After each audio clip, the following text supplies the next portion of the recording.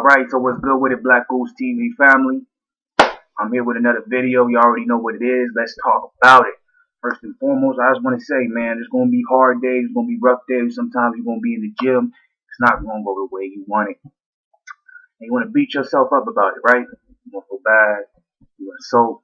That was me tonight, y'all. I was really tripping. I didn't have the night that I wanted to have. I didn't feel the way I wanted to feel. And I soaked. And that was the wrong thing to do. So I don't know who it's for or who's listening, but you know what I'm saying? Even when you feel at your worst, still give it your best. You heard me? And I'm speaking to myself as much as I'm speaking to anyone else who wants to hear it. But anyway, let's get into it though. Real talk. So, as many of you may or may not know, there's a lot of rumors going around, in particular about PBC and Dazn, right? And they're both not good rumors. Let's be 100, right? They're talking about with PBC, but this, let's say this first. Let's establish. For PBC, people have been saying a long time that Al Heyman's been losing money and that's going to go under, and he's been trying to sell. I think it dates all the way back to about 2016. In 2017, I believe, is when Top Rank tried to put a Golden Boy Promotions, to be more specific, lawsuit against Al Heyman. He did not win at all. Got thrown out. So, but from that lawsuit, a lot of people don't seem to really remember the specifics about that correctly, and they tend to put like their validation of Al Heyman and PBC going under because of that lawsuit. But just so everybody remembers, y'all can look it up yourself if you want to. That lawsuit was thrown out, so it didn't mean anything. All right. There's probably gonna be 2 parts to this. I don't know. We're gonna see how much I can get through with this first video. I don't want it to be long because I don't want it to be drawn out. We're gonna keep it under 10 minutes. But let's say as of now, this is part 1 to this mystery, because I'll just keep coming back to this because more information will probably keep coming out if any of this news is true. As you can see with this headline right here, the first thing that I'm showing is about Dazn, right? Dazn has also been talked about, not necessarily going under because obviously it hasn't been established long enough for it to go under in any type of way, right? But they're saying they're losing a lot of money, right? A lot of people are saying there's no way it could last because of how it's set up, how much money they sent out, and the fact that they haven't been able to tap over in the U.S. market, right? So is there any validity to that rumor that's been going around? So we're just looking at, we're going to compare the 2 rumors. We're going to basically see which one you think you can believe and which one you can't believe, and maybe you can't believe both of them, right? I'm not going to put an opinion out there. That's not what I'm doing here. What I'm doing is, all I'm doing is I'm presenting the information that I was able to find at this particular time, right? So that's why I say it's part 1, because more information is going to come to light if any of these rumors are true. I did find it interesting that I was able to find a lot more articles about Dazn than I was about PBC. Now, that also, you can also argue this. Well, you can find a lot more interviews by Eddie Hearn than you do Al Heyman. Well, you can't make that comparison, right? That's 2 totally different comparisons. Eddie Hearn is not a owner of Dazn, right? Al Heyman completely owns PBC, okay? So you can't make that comparison. You do not see the face of Dazn, right? What I mean by the face, I mean the majority owner, right? You do not see that person the same way. If you want to talk about the UFC, you don't see Ari Emanuel, right? You see Dana White, the minority owner. Actually, as we'll get into one of these articles, Dazn bought into Eddie Hearn and Matchroom to come along onto their company. So Eddie Hearn has a boss, correct? Al Heyman doesn't have a boss, right? So that's basically what we need to get out there first and foremost. You can't compare the 2, right? So if anything, I give Al Heyman, he does a very good job of keeping anything that's going on in his camp pretty secretive. So I had a lot of trouble finding any new articles that could support the theory, rumor, whatever you want to call it, statement that PBC is going to be sold, right? That's what a lot of people are saying, that they're losing money. Now, PBC actually has been sold in a sense, not where Al Heyman completely loses control, but this was covered. This is really the newest article I could find on anything really going on with PBC.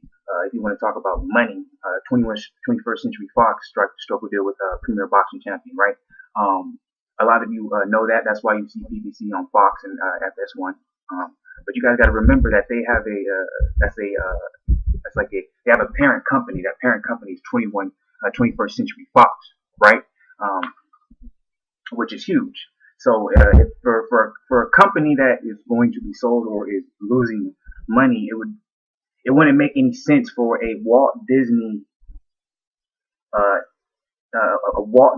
company to buy into this deal. That wouldn't make any sense. If we read the article here, 21st Century Fox has struck a 4-year agreement with premier boxing champions for the rights to carry fights on the Fox broadcast network, Fox Sports 1 cable channel, and pay-per-view starting in December. The media giant stockpiling program in preparation for life after it completes the sale of the majority of its entertainment assets to Walt Disney. A lot of you are like, what? 21st Century Fox ain't Walt Disney.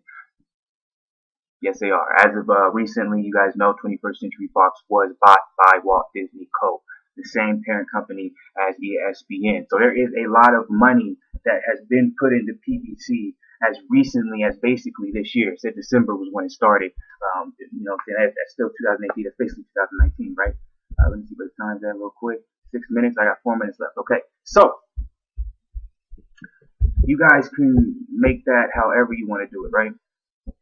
This same company in January struck a $3.3 billion 5-year pact with the National Football League for rights to Thursday Night Football, bro.